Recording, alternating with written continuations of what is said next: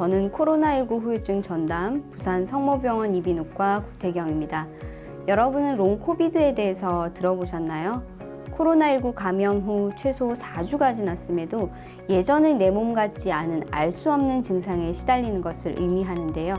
오늘은 여러분의 코로나19 후유증의 증상과 치료에 대한 궁금증을 풀어드리기로 하겠습니다. 코로나19 후유증 전담병원이 일반 병원과 차이가 있을까? 아니면 가봤던데 별 차이가 없던데 라고 생각하시는 분이 있을지 모르겠습니다.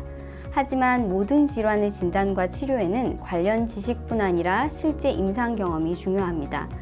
코로나19는 새로운 감염 질환이기 때문에 아직까지도 그 증상, 치료, 후유증에 대한 임상적인 연구가 필요한 상태입니다. 코로나19 후유증 전담병원은 코로나19 환자들을 직접 보았던 의료진들이 있는 병원에서 대부분 시행하고 있습니다. 그래서 코로나19 환자 및 후유증을 호소하는 환자들에 대한 경험을 다수 가지고 있습니다. 코로나 후유증 전담병원의 경우 환자의 호소 증상에 따른 해당 과 진료가 적절히 잘 이루어진 편이기도 하고 진료본과의 질환이 아닌 경우 그리고 환자의 기저질환이 있는 경우 관련된 다른 과의 진료가 필요한 경우가 있는데 이러한 경우 협진이 신속히 이루어집니다. 뿐만 아니라 환자의 피로회복 및 증상 완화를 서포트해 줄 수 있는 수액치료가 잘 세팅되어 있습니다.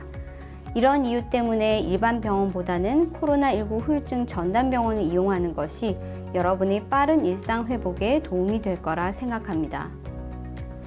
코로나 후유증으로 이비인후과에 오시는 분들은 우선 첫 번째 귀 먹먹함 때문에 오시는 분들이 있고요. 그리고 여전히 지속되는 기침, 그리고 어지러움증, 그리고 후각과 미각 장애 때문에 오시게 됩니다.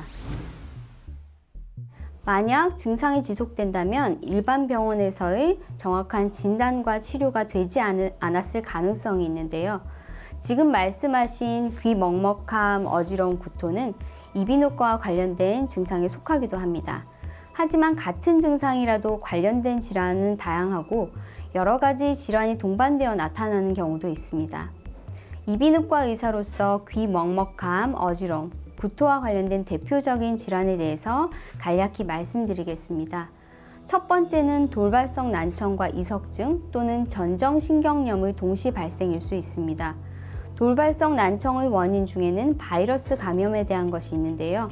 돌발성 난청은 청력이 감소하는 질환인데 청력 감소의 증상을 귀 먹먹함으로 느끼는 경우가 있기 때문에 이런 증상이 있다고 하면 청력 검사 및 어지러움증에 대한 평가가 필요하겠습니다.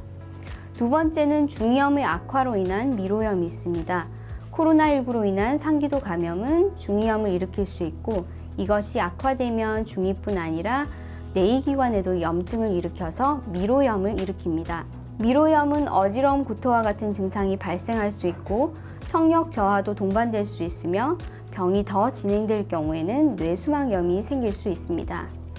그리고 그 밖에도 비부비동염과 이간 기능 장애가 동반되는 경우, 기립성 저혈압으로 발생한 어지러움, 뇌졸중 또는 뇌출혈로 인한 중추성 어지러움이 발생한 경우, 위장관계 이상으로 구토가 동반되는 경우 등 다양한 질환이 동시에 발생되는 것을 배제해야 되기 때문에 전문의들의 진료가 꼭 필요하겠습니다.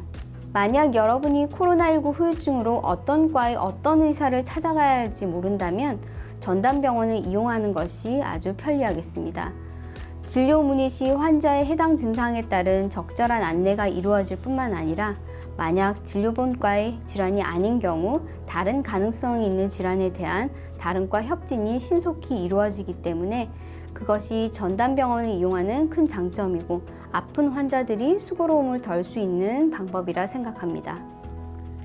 기침, 가래가 지속되는 경우 단순히 증상 조절만 하는 기침, 가래약만 계속 드시는 것보다는 코로나 후유증 전담병원을 찾아 정밀 검사를 받아보시는 것을 추천드립니다.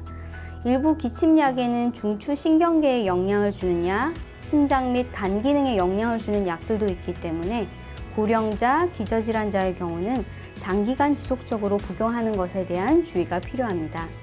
실제 기침, 가래가 지속되는 환자들의 경우 발열이 없더라도 가슴 엑스레이나 CT에서 폐렴, 폐의 섬유화가 발견되는 경우도 있고 기저질환이 있었던 환자들의 경우에는 만성 폐질환의 악화 소견이 나타나기도 합니다. 그리고 폐에는 이상이 없지만 급성 비부비동염 또는 만성 비부비동염의 급성 악화로 후비루가 생기고 이로 인해 기침 가래가 지속되는 경우가 있기 때문에 정확한 진단 후에 항생제를 포함한 필요한 약을 처방받거나 적절한 수액 처방을 받으시는 것이 회복에 도움이 되겠습니다. 오늘은 코로나19 전담병원의 역할과 일반 병원과의 차이점에 대해서 알아보았고요. 그리고 몇 가지 대표적인 후유증에 대해서 알아보았습니다. 앞서 말씀드렸듯이 증상이 계속된다면 꼭 전담병원에 방문하셔 정확한 진단을 받고 치료받으시길 바랍니다. 시청해 주셔서 감사합니다.